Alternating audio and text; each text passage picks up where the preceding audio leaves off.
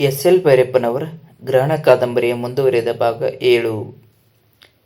ಸ್ವಾಮಿಗಳು ದಿನವೂ ಬೆಳಗ್ಗೆ ಬಹಳ ಮುಂಚೆ ಏಳುತ್ತಿದ್ದರು. ಹೊರಗಡೆ ದಿಬ್ಬದ ಆಚೆಗೆ ನಡೆದು ಮಲಮೂತ್ರ ಬಾಧೆಗಳನ್ನು ತೀರಿಸಿ ನದಿಗೆ ಹೋಗಿ ಸ್ನಾನ ಮಾಡಿ ಕೆಲವು ಆಸನ ಮತ್ತು ಪ್ರಾಣಾಯಾಮಗಳನ್ನು ಮಾಡಿ ಬೆಳಕು ಹರಿಯುತ್ತಿರುವಷ್ಟರಲ್ಲಿ ತಮ್ಮ ಗುಡಿಸಲಿಗೆ ಬಂದು ಹಸುವನ್ನು ಕೊಟ್ಟಿಗೆಯಿಂದ ಹೊರಗೆ ಕಟ್ಟಿ ಕರು ಬಿಟ್ಟು ಹಾಲು ಕರೆಯುವರು. ಹಸುವಿನ ಕೊಟ್ಟಿಗೆಯನ್ನು ಚೊಕ್ಕಪಡಿಸಿದ ಮೇಲೆ 2-3 ಗಂಟೆ ತೋಟದಲ್ಲಿ ಅಗೆತ ಮೊದಲಾಗಿ ಕೆಲಸ ಮಾಡುವರು. ವಾಸದ ಗುಡಿಸಲಿನ ಕಸ ಗುಡಿಸಿ ಮತ್ತೆ ಸ್ನಾನ ಮಾಡಿ ಮಧ್ಯಾಹ್ನ ಅರ್ಧ ಗಂಟೆ ವಿಶ್ರಾಂತಿ ಪಡೆಯುವರು. ರಾತ್ರಿಯ ತನಕ ಸಮಿತಿಯ ಕೆಲಸ.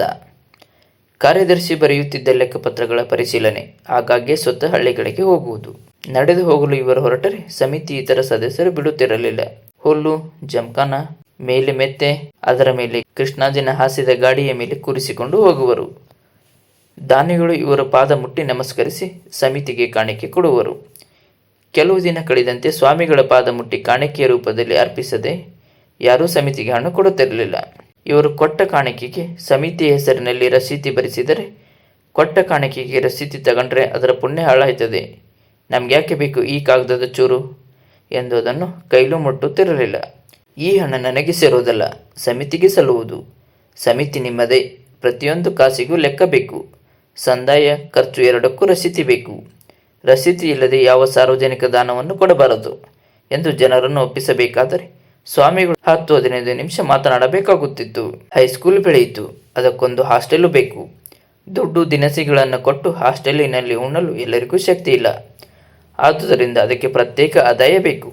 ಇನಾಮ್ ಜಮೀನಿನ ಉತ್ಪನ್ನ ಅದಕ್ಕೆ ಸೇರಬೇಕೆಂದು ನಿರ್ಧರಿಸಿದರು. ಹಾಸ್ಟೆಲಿಗೆ ಕಟ್ಟಡ ಬೇಕು. ಅದರ ಹಣವನ್ನು ಸ್ವಾಮಿಗಳೇ ಮುಂದೆ ನಿಂತು ಕೂಡಿಸಿದರು. ಹಣ ಸೇರಿಸುವ ಕೆಲಸಕ್ಕೆ ಅವರು 15-20 ಮೈಲಿ ದೂರದ ಹಳ್ಳಿಗಳಿಗೂ ಹೋಗಲು ಪ್ರಾರಂಭಿಸಿದರು. ಕೊನೆಗೆ ಅಷ್ಟು ದೂರದಿಂದ ಹಣ ತಂದು ಇಲ್ಲಿ ಹಾಸ್ಟೆಲು ನಡೆಸುವ ಬದಲು ಅಲ್ಲೇ ಒಂದು ಹೈಸ್ಕೂಲು ತೆರೆದರೆ ಒಳ್ಳೆಯದೆಂದು ಸ್ವಾಮಿಗಳು ಸೂಚಿಸಿದರು. ತಮ್ಮೂರಿನ ತಮ್ಮ ದೇವರ ಸಮಿತಿಯ ಶಾಲೆಯನ್ನು ಬೇರೆ ಊರಿನಲ್ಲಿ ಏಕೆ ತೆಗೆಯಬೇಕೆಂದು ಸಮಿತಿಯ ಸದಸ್ಯರು ಆಕ್ಷೇಪವೆತ್ತಿದ್ದರಾದರೂ ಸ್ವಾಮಿಗಳ ಅಭಿಪ್ರಾಯವನ್ನು ವಿರೋಧಿಸುವಂತಿಲ್ಲ. ಇತರ ಊರುಗಳಲ್ಲಿಯೂ ಸ್ವಾಮಿಗಳೇ ಮುಂದೆ ನಿಂತರು. ಆ ಊರುಗಳ ಸುತ್ತಮುತ್ತ ಹಳ್ಳಿಗಳಲ್ಲಿ ನಿಧಿ ಕೂಡಿಸಿ ಅಲ್ಲಿ ಸಹ ಹೇಮಗಿರೀಶ್ವರ ಪ್ರೌಢಶಾಲೆ ಎಂದು ಸ್ಥಾಪಿಸಿದರು. ಆಯಾ ಊರುಗಳಲ್ಲಿ ಅದಕ್ಕೆ ಪ್ರತ್ಯೇಕ ಆಡಳಿತ ಉಪಸಮಿತಿಯನ್ನ ಮಾಡಿದರು.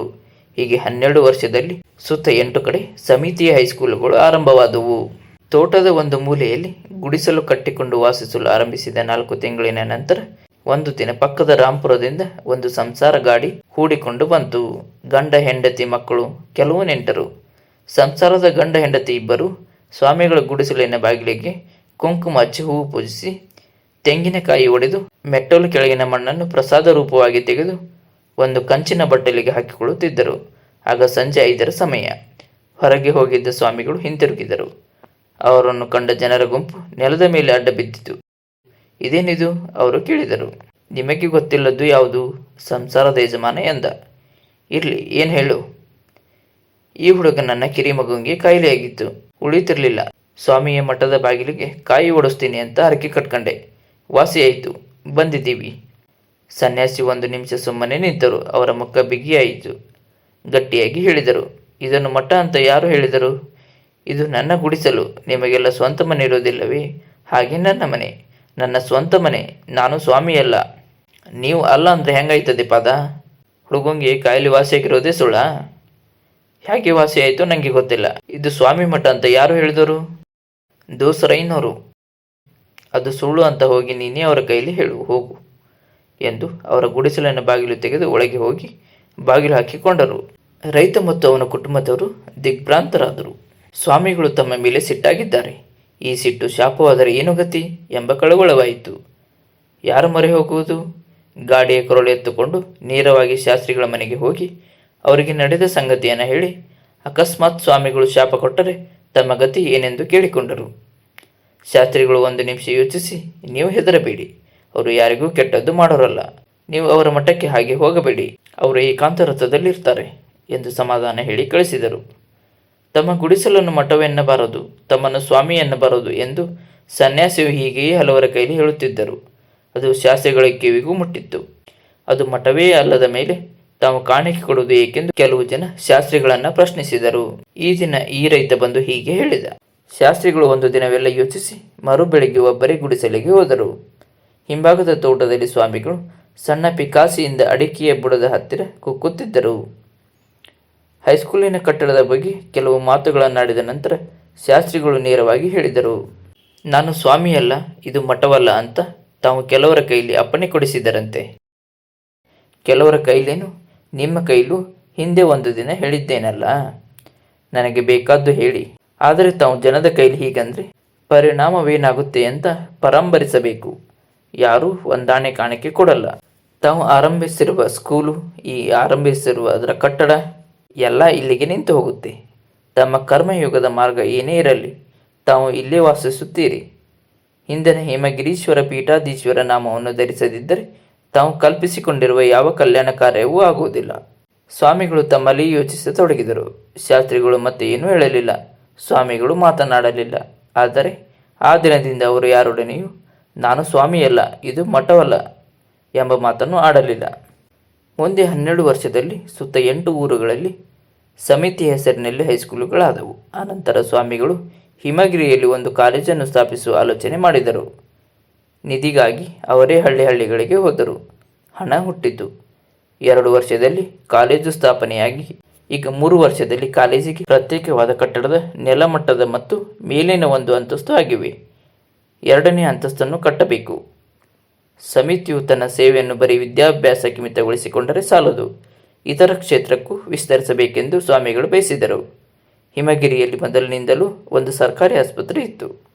ಒಬ್ಬ LMP ಡಾಕ್ಟರ್ ಇರುತ್ತಿದ್ದರು. ಅದರಲ್ಲಿ ಹೆಂಗಸರಿಗೆ ಹೆಚ್ಚು ಸಹಾಯ ದೊರೆಯುತ್ತಿರಲಿಲ್ಲ.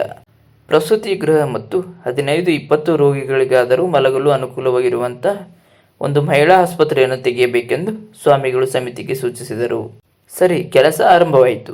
ಸರ್ಕಾರದ ನೆರವನ್ನು ಕೋರಿದರು. ಈಗ 4 ವರ್ಷದಲ್ಲಿ ಅದನ್ನು ಆರಂಭಿಸಿ ಆಸ್ಪತ್ರೆ, ಅದರ ಹಿಂಭಾಗದಲ್ಲಿಯೇ ಮಹಿಳಾ ವೈದ್ಯರ ವಾಸದ ಕಟ್ಟಡಗಳನ್ನು ಕಟ್ಟಿ ಮುಗಿಸಿದರು. ಆಸ್ಪತ್ರೆ ಸ್ಥಾಪನೆಯ ಬಗೆಗೆ ಪ್ರಯತ್ನ ನಡೆದಿದ್ದಾಗ ಒಂದು ದಿನ ಸ್ವಾಮಿಗಳು ಸಮಿತಿಯ ಸಭೆ ಕರೆದು ಹೇಳಿದರು. 16 ವರ್ಷದಿಂದ ನಾನು ಇದರ ಅಧ್ಯಕ್ಷನಾಗಿದ್ದೀನಿ. ಇವತ್ತು ಇದನ್ನು ಬಿಟ್ಟು ಬಿಡ್ತೀನಿ. ಯಾಕೆ? ನಮ್ಮ ಯಾರಿಂದಲಾದರೂ ಏನಾದರೂ ಅಪಚಾರವಾಗಿದೆಯೇ? ಇದರ ಸದಸ್ಯರೆಲ್ಲ ಭಯಗೊಂಡು ಕೇಳಿದರು. ಯಾರಿಂದ ಏನೂ ಆಗಿಲ್ಲ. ನಾನಿಲ್ಲದೆ ಸಮಿತಿ ನಡೆಯಬೇಕು ಅಂತ ನನ್ನ ಆಶೆ. ಜೀವವಿಲ್ಲದೆ ಶರೀರ ಹೇಗೆ ನಡೆದಿತ್ತು? ಶಾಸ್ತ್ರಿಗಳು ಭಿನ್ನವಿಸಿದರು. ಹೋಲಿಕೆ ಚೆನ್ನಾಗಿದೆ. ಶಾಸ್ತ್ರಿಗಳ ತರ್ಕ ವೇದಾಂತಗಳನ್ನು ಓದಿದವರು. ಆದರೆ ಸಮಿತಿ ಸಾರ್ವಜನಿಕ ಕೆಲಸ ಮಾಡುವ ಸಂಸ್ಥೆ. ಸಾರ್ವಜನಿಕ ಕೆಲಸವಾಗುವ ಜೊತೆಗೆ ಆ ಕೆಲಸದ ಬಗೆಗೆ 10 ಜನರಲ್ಲಿ ಅನುಭವ ಬೆಳೆಯಬೇಕು. ಆದರೆ ಪೀಠದ ಆಶೀರ್ವಾದ ಎಂಬ ಶಾಸ್ತ್ರಿಗಳ ಮಾತನ್ನು ನಡುವೆ ತಡೆದು ಸ್ವಾಮಿಗಳು ಹೇಳಿದರು. ಪೀಠದ ಮಾತು ಬೇಡಿ. ಈ 16 ವರ್ಷಗಳಲ್ಲಿ ಸಮಿತಿ ಸಾಧಿಸಿರುವುದಕ್ಕೆ ಯಾವ ಪೀಠದ ಬಲವೂ ಬೇಕಿರಲಿಲ್ಲ. ನೀವೇ ಕೂಡಿ ಇಷ್ಟು ಮಾಡಬಹುದಿತ್ತು. ಇದಕ್ಕಿಂತ ಹೆಚ್ಚು ಮಾಡಬಹುದಿತ್ತು. ಇನ್ನಾದರೂ ನೀವು ಈ ಕೆಲಸ ಮಾಡುವುದನ್ನು ಅಭ್ಯಾಸ ಮಾಡಿಕೊಳ್ಳಿ. ಇತರ ಊರಿನ ಸ್ಕೂಲುಗಳಿಗೆ ಅಲ್ಲಲ್ಲಿಯೇ ಉಪಸಮಿತಿಗಳಿವೆ. ಅವುಗಳ ಸದಸ್ಯರಿದ್ದಾರೆ. ಹೊಸ ಸದಸ್ಯರನ್ನು ಸೇರಿಸಿಕೊಳ್ಳಿ. ಹಳಬರನ್ನು ಹಿನ್ನೆಲೆಗೆ ನಿಲ್ಲಿಸಿ.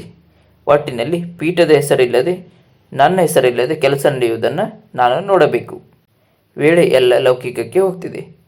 ಪರಮಾರ್ಥಕ್ಕೆ ಹೆಚ್ಚು ಕಾಲ ವಿನಿಯೋಗಿಸಬೇಕು ಅಂತ ಸ್ವಾಮಿಗಳ ಇಚ್ಛೆ ಏನೋ ಶಾಸ್ತ್ರಿಗಳೆಂದರು. ನನ್ನ ವಿಷಯ ಬೇಡಿ. ಲೌಕಿಕ ಪರಮಾರ್ಥಗಳ ನನ್ನ ಅರ್ಥವನ್ನು ಇಲ್ಲಿ ಹೇಳುವ ಅಗತ್ಯವಿಲ್ಲ. ನಾನಿಲ್ಲದೆ ಸಮಿತಿ ನಡೆಯಬೇಕು, ಬೆಳೆಯಬೇಕು. ಅಷ್ಟು ಮಾಡಿ. ಹೊಸ ಅಧ್ಯಕ್ಷರನ್ನು ಆರಿಸಿ. ನಾನು ಇದರ ಸಾಮಾನ್ಯ ಸದಸ್ಯ ಕೂಡ ಆಗಿರುವುದಿಲ್ಲ.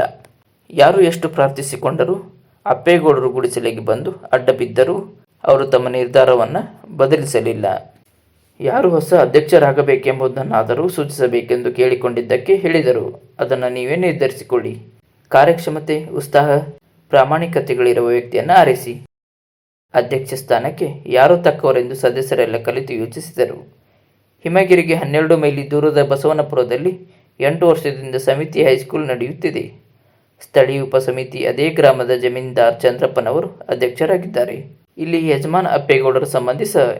ಈ ವರ್ಷ ಎಂದರೆ ಈಗ 2 ತಿಂಗಳಿನಲ್ಲಿ ನಡೆದ ಸಾರ್ವತ್ರಿಕ ಚುನಾವಣೆಯಲ್ಲಿ ನಿಂತು ಅವರು ಅಸೆಂಬ್ಲಿಗೆ ಆರಿಸಿ ಬಂದಿದ್ದಾರೆ. ಅಂಥವರೇ ಅಧ್ಯಕ್ಷರಾಗಬೇಕು. ಸರ್ಕಾರದಿಂದ ಸಾಕಷ್ಟು ಗ್ರ್ಯಾಂಟ್ ಸಹ ಗಿಟ್ಟಿಸುತ್ತಾರೆ ಎಂದು ಯೋಚಿಸಿ ಅವರನ್ನೇ ಕೇಳಿದರು. ಸುಮಾರು 40 ವರ್ಷ ವಯಸ್ಸಿನ ಚಂದ್ರಪ್ಪನವರು ಉತ್ಸಾಹಿ ಮನುಷ್ಯ. ಇಡೀ ತಾಲೂಕಿನಲ್ಲಿ ಹೆಸರುವಾಸಿಯಾಗಿ ಚುನಾವಣೆಯಲ್ಲಿ ಗೆದ್ದು ಮುಂದೆ ಅಸೆಂಬ್ಲಿಯಲ್ಲೂ ಮೇಲೆ ಏರಬೇಕೆಂಬ ಆಕಾಂಕ್ಷೆಯುಳ್ಳವರು. ಸಮಿತಿಯ ಅಧ್ಯಕ್ಷತೆಯನ್ನು ಉತ್ಸಾಹದಿಂದ ಒಪ್ಪಿಕೊಂಡರು. ಅವರು ಅಧ್ಯಕ್ಷರಾದ ಮೇಲೆಯೇ ಕಾಲೇಜಿನ ಕಟ್ಟಡವಾದದ್ದು. ಸಮಿತಿ ಮಹಿಳಾ ಆಸ್ಪತ್ರೆಯನ್ನು ತೆರೆದು ಅದರ ಕಟ್ಟಡವನ್ನು ಮತ್ತು ಹಿಂಭಾಗದಲ್ಲಿ ಲೇಡಿ ಡಾಕ್ಟರ್ ವಾಸದ ಕಟ್ಟಡಗಳನ್ನು ಕಟ್ಟಿದರು. ಆದರೆ ಎಲ್ಲ ಹಣವು ಸರ್ಕಾರದ ನೆರವಿನಿಂದ ಬರಲಿಲ್ಲ. ಜನದಿಂದಲೇ ಕಾಣಿಕೆ ಎತ್ತಬೇಕಾಯಿತು. ಸ್ವಾಮಿಗಳು ಅಧ್ಯಕ್ಷ ಸ್ಥಾನವನ್ನು ಬಿಟ್ಟಿದ್ದಾರೆ. ಈಗ ಅವರಿಗೂ ಸಮಿತಿಗೂ ಯಾವ ಸಂಬಂಧವೂ ಇಲ್ಲವೆಂದು ತಿಳಿದ ಮೇಲೆ ಜನರು ಕಾಣಿಕೆ ಕೊಡಲಿಲ್ಲ. ಆಗ ಶಾಸ್ತ್ರಿಗಳು ಮತ್ತು 70 ವರ್ಷ ವಯಸ್ಸಿನ ಯಜಮಾನ ಅಪ್ಪೇಗೌಡರು ಚಂದ್ರಪ್ಪನವರ ಜೀಪಿನಲ್ಲಿ ಕುಳಿತು ಹಳ್ಳಿ ಹಳ್ಳಿಗೆ ತಿರುಗಿ ದೇವರ ಧ್ಯಾನ ತಪಸ್ಸಿಗೆ ಕಾಲ ಸಾಲದು ಅಂತ ಸ್ವಾಮಿಗಳು ಅಧ್ಯಕ್ಷ ಸ್ಥಾನ ಬಿಟ್ಟಿದ್ದಾರೆ. ಅವರ ತಪಸ್ಸಿನಿಂದ ಸಮಿತಿ ನಡೆಯುತ್ತೆ. ನಾವು ನೀವು ಕೊಡುವ ಹಣದಿಂದ ಏನಾದೀತು? ಚಂದ್ರಪ್ಪನವರನ್ನು ನೇಮಿಸಿದವರು ಅವರೇ. ನನ್ನ ಪ್ರತಿನಿಧಿಯಾಗಿ ನೀವು ಈ ಕೆಲಸ ಮಾಡು ಅಂತ ಅವರ ಅಪ್ಪಣೆ ಮೇರೆಗೆ ಚಂದ್ರಪ್ಪನವರು ಅಧ್ಯಕ್ಷರಾಗಿದ್ದಾರೆ. ಅಧ್ಯಕ್ಷ ಪೀಠದ ಮೇಲೆ ಚಂದ್ರಪ್ಪನವರು ಕೂರೋದಿಲ್ಲ. ಅಲ್ಲಿ ಸ್ವಾಮಿಗಳ ಪಾದರಕ್ಷೆ ಇರುತ್ತೆ. ಅದರ ಕೆಳಭಾಗದಲ್ಲಿ ಕೂತು ಚಂದ್ರಪ್ಪನವರು ಕಾರ್ಯಭಾರ ನಡೆಸ್ತಾರೆ ಎಂದು ಹೇಳಿದ ಮೇಲೆ ಮತ್ತೆ ಕಾಣಿಕೆ ಹುಟ್ಟಿತು. ಕತೆ ಮುಂದುವರಿಯುತ್ತದೆ.